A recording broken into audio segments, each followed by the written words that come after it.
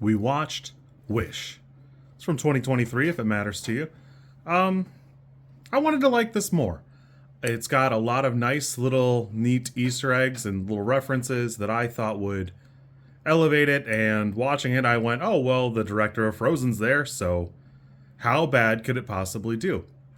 And I think it's a great case study for you can invest as much money as you want, and you can pick a proven director, proven character artist, proven design team, and fail if it's not a passion project for anybody in the project. It very much wants to be something stellar and something that stands out, and because it's nothing anybody wanted to make or set out to make or felt like passion for, it's reflected in the product. And you can find it at every level. That I am not any of these things, so I am happy to accept that smarter people than me can probably pick it up better. But go look at the way the camera moves. It's very flat. It's almost like we watched an animated storyboard. And the background reflects that, in that it's got that mixture of the 3D, 2D elements. All the edges are very defined. I actually like the art style, but because nothing pops, it feels like I'm not watching a polished product. The seven friends, which I think there are three too many, none of them stick out. They are very much an homage to the seven dwarves, but by the time you get to that point and have figured it out, which, if you haven't figured it out at the halfway mark, there's, it's a you problem. Who cares? Who cares that that's what they are? Because what difference? And it's fine, but it's not doing anything to elevate itself in that regard. The King is a great example of a character that I love having just a straight up evil villain or a mean guy or a bad guy. I've talked many times on this channel about how sometimes you can just have a character who is bad or mean.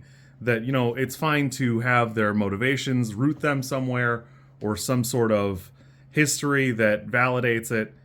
The King even shows her that there's something bad happened, and we just never dig into that. Even the wife never touches it.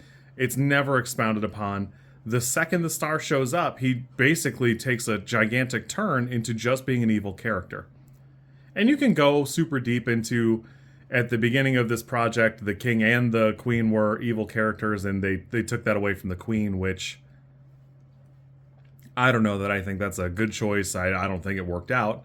But we can go further than that. Even at his peak, when he has all of the glowing and the green that are all clearly like Maleficent things, it's just not popping enough. His character design is a little weak. Even like when he's moving around, it's fine, but it feels flat because the camera doesn't move that much.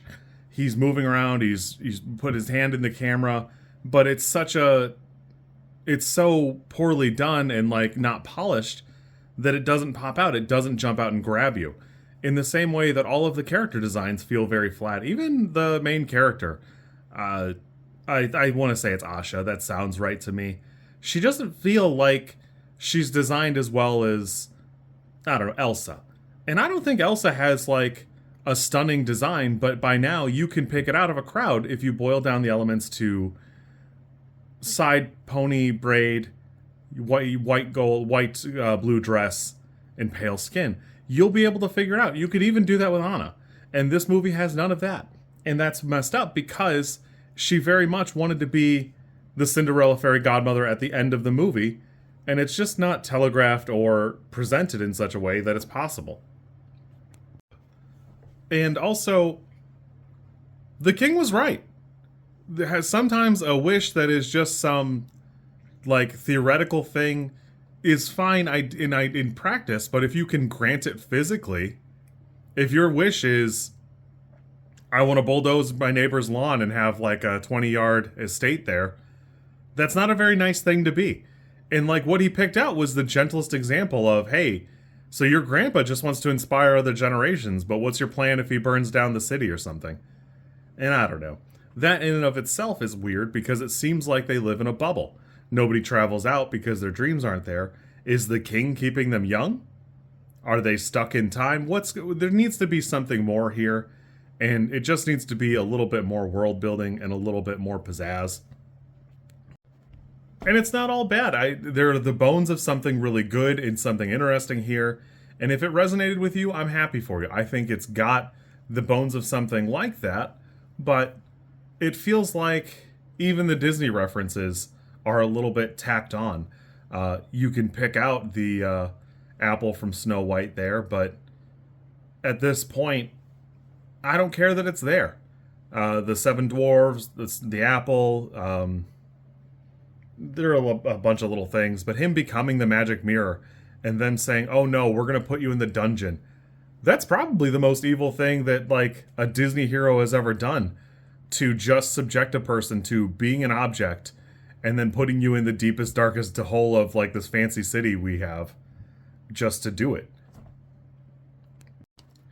Overall, I see where the movie itself just isn't as marketable. Nothing about it pops. The songs are fine. I don't care for them that much. They're good, but not great. And it just lacks that little bit of je ne sais quoi that I think it needed to really stick out. I want to say this came out around Thanksgiving, and people compare this to Elemental, where Elemental didn't do stellar, but I liked it. I think Elemental's a great movie, where this one I feel like just doesn't have that passion in it or the time required to make it something incredible. And that's really a shame, because they've proven that somebody who's passionate about these projects can make something great. And in this case, it feels like designed by committee. And once we had the storyboards up, we went, well, let's just animate that. That's probably good enough, right?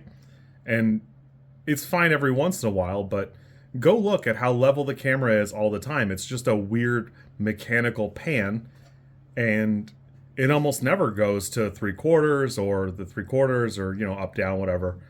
It just isn't, it's not for me. The movie entertained me, but I would still rate it probably a 4 or a 5. A 5 seems like probably the right bit, and I'm sure people, when they go see a Disney movie, are expecting a 10, so I can see it ending on a sour note for a lot of other people. If you like this content, I'm supposed to ask you to like, comment, and subscribe. I think like is here, and comment is probably down there, and subscribe over there somewhere too, I think. I don't know how many times this like snippet is gonna make it into a video. Everybody says you should do it this way, and I always thought it was just like an annoying thing other YouTubers did. And as you know, I am bad at editing, so if you like it, great, I'm happy for you. If you don't like it, I'm sorry.